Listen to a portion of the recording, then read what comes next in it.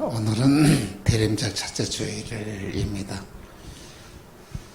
대림절은 교회사적으로 매우 중요한 절기인데 성탄절을 앞두고 기다리면서 다시 오실 재림의 주님을 기다리는 복된 절기인 것입니다. 성도들은 4주간의 대림절을 기다리면서 자신을 되돌아보며 내가 주님 만날 준비가 되어 있는지 신앙을 회복하는 절기로 삼았던 것입니다. 에덴 동산에서의 사탄의 유혹으로 인간이 타락한 이후에 하나님은 범죄한 우리 인간을 찾아오셨습니다. 아담아, 내가 어디 있느냐 부르시면서 아담을 찾아오신 하나님은 정말 인간을 얼마나 사랑하셨는지 우리에게 보여주고 계십니다. 하나님은 범죄한 아담을 찾아오시면서 복음을 가지고 오셨습니다. 창세기 3장 15절에 내가 너로 여자와 원수가 되게 하고 내 후손도 여자의 후손과 원수가 되게 하리니 여자의 후손은 내 머리를 상하게 할 것이요 너는 그의 발꿈치를 상하게 할 것이라. 참 놀라운 복음을 가지고 찾아오셨습니다. 장차 이 땅에 메시아가 왔어 너를 범죄하고 타락하게 하는 게 사탄의 머리를 박살낼 것이다. 그러나는 십자가 위에서 그의 발꿈치를 상하게 할 것이다. 놀라운 말씀을 하십니다. 그래서 사람들은 메시아를 기다리면서 살았습니다. 때가 되면 하나님은 메시아를 인간의 몸으로 보내셨습니다. 마태복음 1장 23절에 보라 처녀가 잉태하여 아들 낳을 것이요 그의 이름을 임마누엘이라 하리라 하셨으니 이를 본영한 적 하나님이 우리와 함께 계시다 함이라 말씀하셨습니다. 메시아는 약속대로 베들레헴에 여자의 후손으로 오셨습니다. 요셉과 정혼한 사이였지만은 우리 예수님은 정혼한 여인의 몸을 통해서 이 땅에 오셨던 것입니다. 참으로 놀라운 것은 하나님이 왜 정혼한 이 마리아의 몸을 통해서 오셨을까요? 그냥 정혼하지 않은 상태에서 오면 안 될까요? 그것은 뭐냐면 정혼하지 않은 상태에서 이 예수님이 오실 수가 없는 거예요. 왜냐하면 정혼하지 않은 자가 아기를 낳으면 그는 당장에 처형이 되지만 하나님께서는 또 요셉에게 찾아가셔서 이 모든 사실을 알리고 정혼한 요셉이 마리아를 보호를 하게 되는 것입니다. 그렇습니다. 예수님은 우리를 살리기 위하여 인간으로 오신 하나님이십니다. 예수님은 우리 인간의 죽음을 대신하여 십자가에서 달려 돌아가시면서 우리의 모든 죄를 다 사함받게 하셨던 것입니다. 예수님의 죽음은 인간을 향한 하나님의 사랑의 승리요 인간의 구원을 완성한 하나님의 승리인 것입니다. 마태복음 이사야 53장 4절에서 6절 보니 그는 실로 우리의 질고를 지고 우리의 슬픔을 다하였거늘 우리는 생각하기를 그는 징벌받아 하나님께 맞으며 고난을 당한다 하였노라.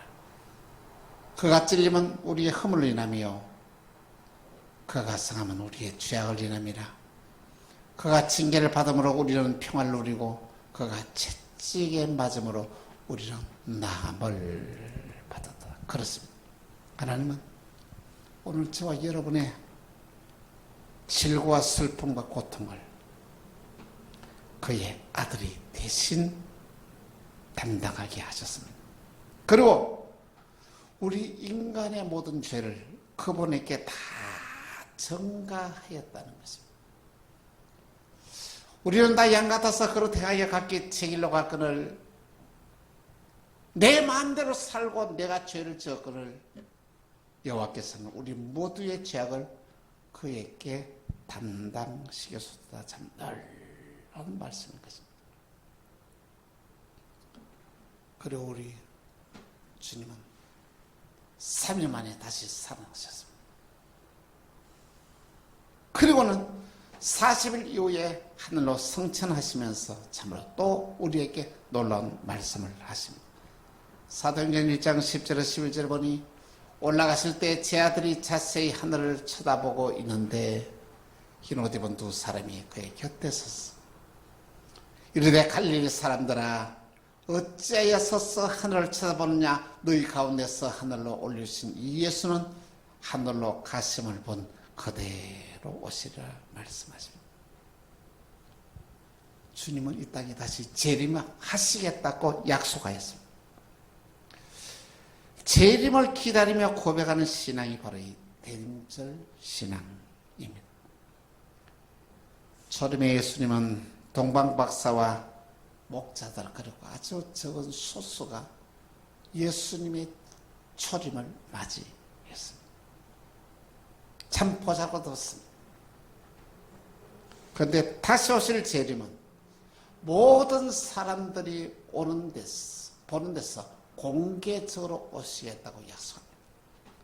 계시록 16장 15절에서 16절 보니 이렇게 말씀합니다. 땅의 임금들과 왕족들과 창군들과 부자들과 강한 자들과 모든 종과 자유인이 굴과 산들의 바위 위에 틈에 숨어 산들과 바위에게 말하되 우리 위에 떨어져 보좌에 앉으신 이의 얼굴에서와 그의 어린 양의 진노에서 우리를 가리오라. 모든 사람들이 보는 목격에서 다시 이 땅에 오시겠다고 약속한 것입니다. 대림절은 이 땅에 오신 예수님을 기다리면서 다시 이 땅에 재림하실 주님을 기다리는 게 한 절기인 것입니다. 재림의 주님을 기다리는 것은 오늘 우리의 신앙의 삶에 깨어 있어야 한다는 것입니다. 지금은 깨어 있어 주님을 기다리는 때인 것입니다. 여러분, 우리에게 기다림이 있다는 것은 그는 소망이요 희망입니다. 응? 다시 오실 주님을 기다린다는 것은 우리에게 얼마나 큰 은혜의 사건이요 축복의 사건인지 모릅니다. 그런데 우리가 기다리는 주님이 언제 오시느냐는 것입니다.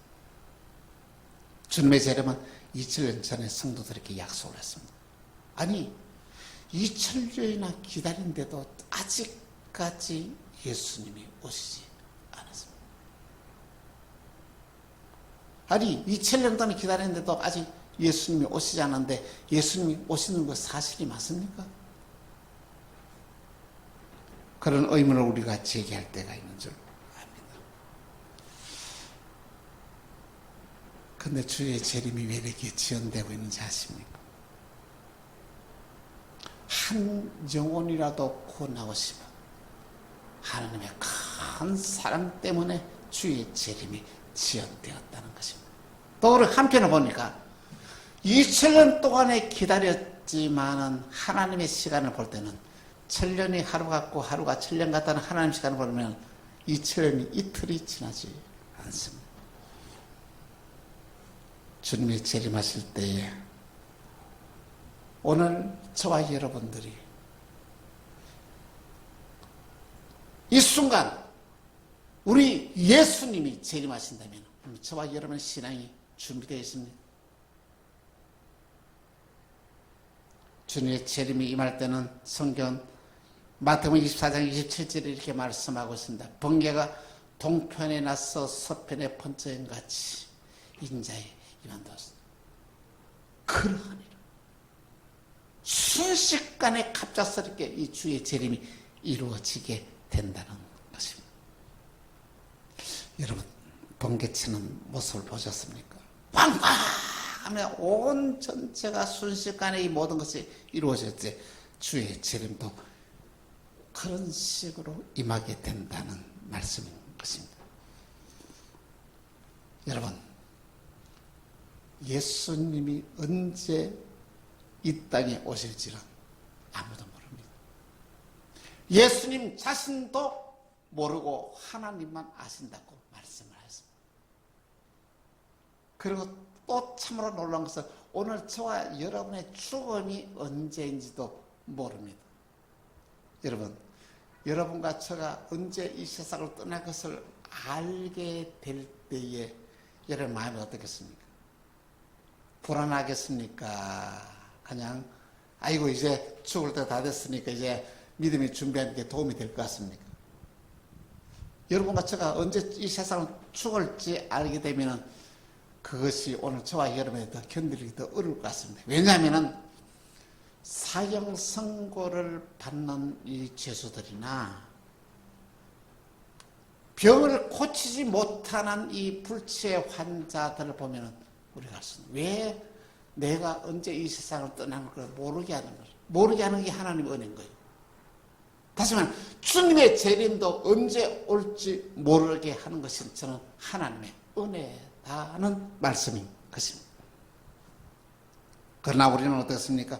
주의 재림을 우리는 생각해야 됩니다. 주님 반드시 오신다.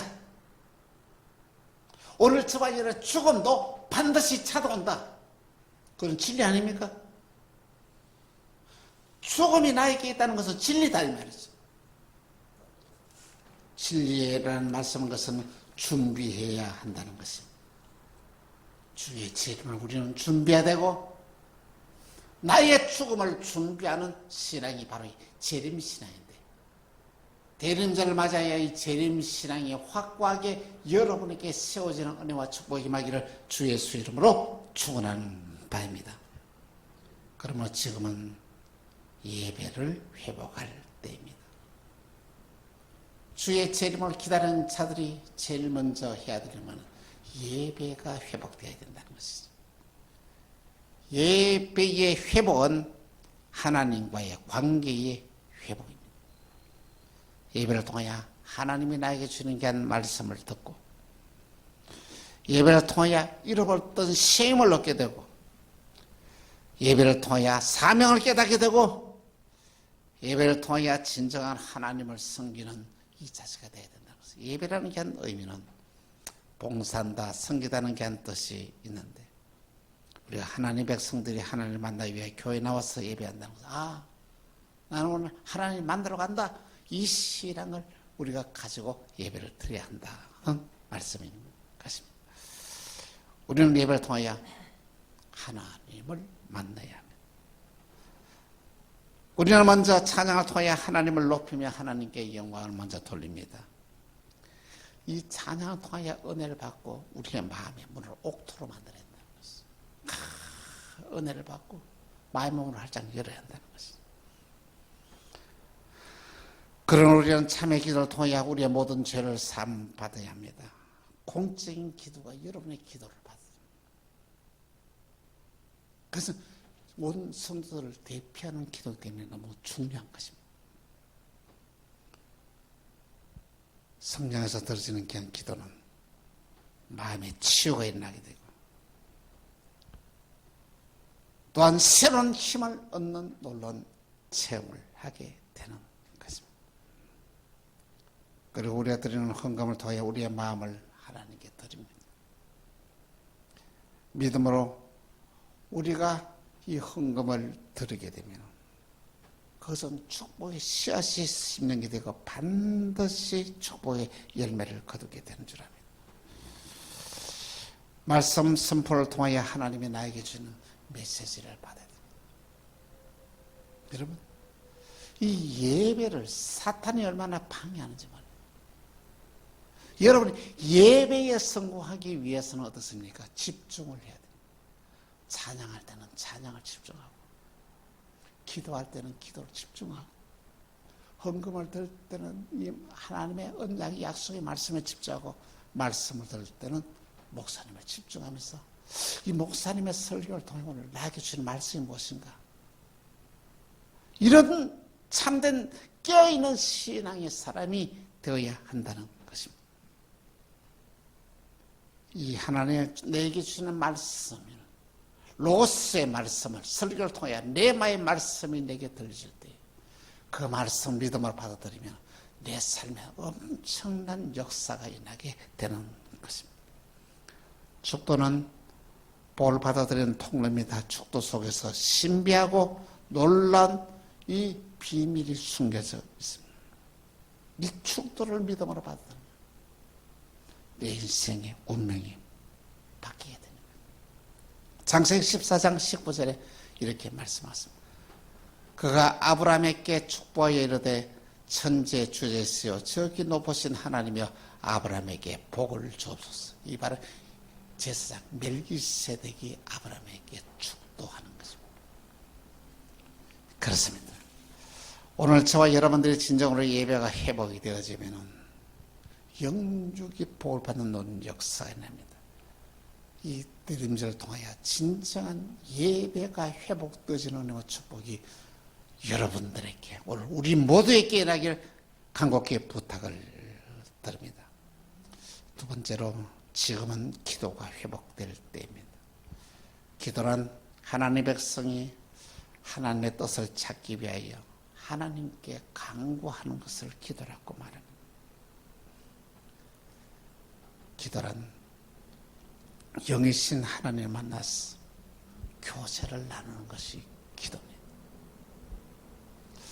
그런데 우리 기도는 타락하여서 하나님의 뜻을 구하는 것이 아니라 내 뜻을 구하고 또한 정말로 하나님의 정말로 그 뜻을 찾는 것이 아니라 내 뜻을 찾는 이 타락한 기도를 우리가 하고 있다는 것입니다. 주여, 내가 하나님의 뜻을 찾게 하여 주옵소서. 주여, 너에게 은혜를 입혀주사 하나님의 뜻을 이루어나가는 자가 되게 해주옵소서. 이런 간절한 기도가 우리에게 사라지진 않았습니까? 가장 내 소원을 이루어달라고 내 뜻을 이루어달라고 그런 기도만 하고 있지는 않습니다. 성도 어거스틴의 어머니 모니카는 기도의 사람이었습니다. 방황하는 삶을 살아가고 있는 그의 아들 어거스틴을 위하여 10년 동안에 쉬지 않고 하나님께 간절히 기도했습니다. 하나님이 모니카의 기도를 들어주었습니다. 어느 날 어거스틴이 방탕하는 삶을 살면서 하나님의 음성을 듣게 됩니다. 놀란 것은 바깥에서 아이들이 야 책을 좀 펴봐라. 그런데 그것이 하나님의 아이들이 하는 말이 하나님의 음성으로 들렸다는 것이죠. 그래서 그 책을 딱 펴보니 오늘 본문의 말씀이었어요. 또한 너희가 이 시기를 알거니와 자다가 깰 때가 벌써 되었으니 이제 우리의 구원이 처음 믿을 때보다 가까웠습니다. 밤이 깊고 낮이 가까웠으니 그러므로 우리가 어둠의 일을 벗고 빛의 갑옷을 입자. 낮에와 같이 단정히 하고 방탕하거나 술 취하지 말며 음란하거나 호색하지 말며 다투거나 시기하지 말고 오직 주 예수 그리스도로 옷 입고 정욕을 위하여 육신의 일을 도모하지 말라. 로마서 13장 11절에서 14절의 말씀이 그렇게 이 말씀을 듣는 순간에 이 어거스틴은 깨어집니다. 철저하게 회개하고 그의 삶을 돌이킵니다. 그래서 어거스틴은 기독교의 신학의 기본 틀을 다 정리했습니다. 놀라운 사실. 하나님 우리가 어떻게 섬겨야 될지, 신앙이 무엇인지 신학적으로 정리를 하게 되었다는 것입니다. 방탕한 어거스틴이 성자가 되었습니다. 바로 이것이 기도의 힘입니다. 우리의 기도가 회복되기 위해서는 성령의 탄식의 기도를 드려야 합니다. 성령의 탄식의 기도는 오늘 우리의 육의 사람을 영의 사람으로 만들어 나갑니다. 로마서 8장 26절에 이렇게 말씀합니다. 이와 같이 성령도 우리의 연약함을 도우시나니 우리가 마땅히 기도할 바를 알지 못하나 성령이 말할 수 없는 탄식으로 우리를 위하여 친히 기도하시는, 우리를 위하여 친히 간구하시는 이 성령님의 음성이 그 기도가 우리에게 들려질 때 우리의 기도가 회복이 된다는 말씀입니다. 우리의 기도가 회복되면서 하나님의 마음이 움직이지, 하나님의 뜻을 깨닫게 되고 그 뜻을 이루어 나가는 놀라운 역사가 일어나게 되는 것입니다. 지금은 기도가 회복할 때입니다.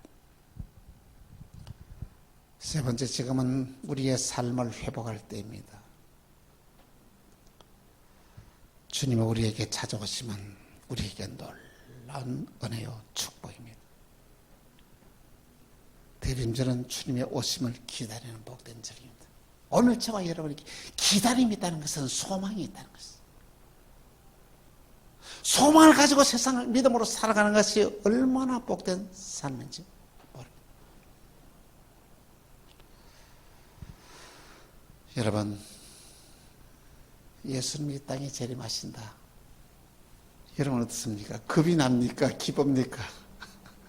기쁨이 넘치죠. 주님이 나에게 오시면 내 인생의 모든 문제가 다 해답이 거기에서 일어난다는 것입니다. 우리는 지금 무서울 정도로 이 시대가 바뀌는 것을 목격합니다. 지금이 1년이 20세기의 100년과 같습니다. 그렇게 빨리. 전 세계에서 당하는 코로나의 고귀한 고통. 여러분 지금의 삶을 여러분 한번 상상이나 해보았습니까? 우리는 정신을 차리고 지금 깨어있습니다. 여러분 코로나를 바라보면서 어떻게 생각합니까? 아, 주님이 우리를 깨우는 신호다. 우리가 깨어나야 된다. 이제 믿음을 바로 살아야 된다. 깨어나라는 신호를 여러분 받아들이고 합니다. 깨어있으면 길을 묻는 행위요. 그 길을 걸어가는 행위인 것입니다. 지금은 빛의 갑옷을 입어야 합니다. 빛의 갑옷이란 잘못한 삶의 자세와 습관을 버리고 새로운 삶으로 있는 것을 말합니다. 이제는 방탕한 삶을 버려야 합니다. 방탕한 삶이란 술 취하는 것을 말합니다. 타락한 호색의 삶을 사는 것을 말합니다. 남을 시기하면서 질투하는 삶의 방탕한 삶입니다. 이제 우리의 불순종의 삶도 순종의 삶으로 바뀌어야 됩니다. 순종의 삶이란 하나님이 기뻐하는 일을 우리도 기쁜 마음으로 그 뜻을 쫓아 살아가는 삶이 순종하는 삶입니다. 서로 살아가며 사십시오. 서로 용서하며 사십시오. 서로 희생하며 봉사하는 삶에서 이 자체가 아름다운 삶입니다. 내가 먼저 낮아지고 내가 먼저 희생하고 내가 먼저 손해보고 내가 먼저 봉사하는 삶이 자다가 깨어난 삶이요 아름다운 삶이라는 것입니다. 사랑하는 성도 여러분, 대림절은 주님의 오심을 강축하고 다시 오실 주님을 기다리는 복된 절기입니다. 2021년도에 대림절을 보내면서 우리 자신들을 한번 되돌아보십시다. 내 신앙이 하나님 앞에 합당한지, 나의 신앙의 삶이 하나님께 합당한 삶을 사는지 한번 되돌아보시기를 바랍니다. 먼저 교회 사랑을 회복하십시다. 내가 섬기는 교회가 나에게 무엇을 원하는지, 교회가 원하는 삶을 한번 살아보자는 것입니다. 교회를 사랑하시 주님을 사랑하는 일이요, 교회를 위하여 내가 헌신하는 삶이 바로 주님을 위하여 헌신하는 삶인 것입니다. 예배의 회복은 축복의 문이 열리는 길입니다. 주일 나와서 하나님을 만나고 하나님의 음성을 듣고 거듭나야만 합니다. 오늘 저와 여러분들이 진정한 살아있는 예배, 하나님을 만남 예배, 하나님을 체험한 예배가 되었을 때 우리의 삶이 바뀌어지게 되는 것입니다. 어서든지 아이들이 놀면서 책을 펴보라는 게 한 말씀이 또 하나님의 음성으로 듣고 그의 삶이 바뀌었던 것처럼, 주일날 목사님을 통하여 청거들에게 한 말씀을 통하여 내 인생의 삶을 바꾸어 나가고 변화시켜 나가는 놀라운 일들이 일어나야 되는 것입니다. 전도자의 삶을 살고 싶지 않습니까? 전도자의 삶은 주님이 가장 기뻐하는 삶입니다. 나 때문에 예수 믿는 사람이 한 사람, 나 때문에 예수 믿는 사람이 10사람, 나 때문에 예수 믿는 사람이 100사람이 되었다고 생각하십니다. 얼마나 하나님이 기뻐하고 영광스러운 삶인지 모릅니다. 앞으로 4주 후에 성탄절입니다. 주님이 약속대로 그리스도가 이 땅에 오신 날을 기념한 날입니다. 이번 성탄절에 여러분, 내가 한 명을 전도하고 싶지 않습니다. 그 성탄절에 그 한 분을 데려와서 예배 드리고 싶지 않습니까? 이런 소망을 한번 가져보십시오. 다니엘서 12장 3절에 이렇게 말씀하십니다. 지혜 있는 자는 궁창의 빛과 같이 빛날 것이요, 많은 사람을 옳은 대로 도로게 한 자는 별과 같이 영원토록 빛나리라. 여러분, 대림절을 맞이하여 내 이웃에게 그리스도의 삶을 살고 싶지 않습니까? 내 주위의 사람이 나를 보면서 감동을 받아. 나는 내가 믿는 하나님을 내가 한번 다시 믿고 싶다. 이런 역사가 일어나고 싶지 않습니까? 이런 고백을 우리는 들어가며 살아야 그것이 바로 진정한 그리스도인입니다. 내가 남을 도울 수 있다는 것은 엄청난 축복입니다. 내가 남을 돕고자 하는 삶을 살게 되면 정말 이 도울 수 있는 여러분 길이 열리게 됩니다. 돈으로 남을 돕는 것보다도 진정한 사랑으로 남을 돕는 일이 더 가치 있는 일이라는 것입니다. 미모의 배우 오드리 헵번은 1953년에 로마에서 음악회를 하면서 많은 돈을 가져온 순간 이런 일을 그래, 내가 이 돈을 가지고 어떻게 쓰지? 그는 세계 불우한 아이들을 이렇게 돕는 삶을 살기로 마음의 결단을 합니다. 그리고는 어린아이를 돕는 기관 유니세프에 전화를 걸어서 그 돈을 다 기증을 하고 아프리카에 어린 아이들을 돕는 일을 섬기기 위하여 연봉 1달러 받기로 하고 그는 떠나게 됩니다. 그래서 그는 40년 동안에 어린 아이들과 함께 섬기고 놀고 어른을 섬기고 얼마나 행복한 삶을 살았는지 모릅니다. 일을 하다가 그는 유니세프 홍보대사로 어린 아이들 돕는 일을 하다가 직장암으로 세상을 떠나기 전 그의 자식들에게 이런 유언을 합니다. 아름다운 입술을 가지고 싶으면 친절한 말을 하라. 사랑스러운 눈길을 갖고 싶으면 다른 사람들에게 좋은 점만 봐라. 날씬한 몸매를 갖고 싶으면 너의 먹는 음식을 배고픈 사람과 함께 나누어라. 아름다운 자세를 가지고 싶으면 너 혼자 걷고 있지 않음을 명심해라.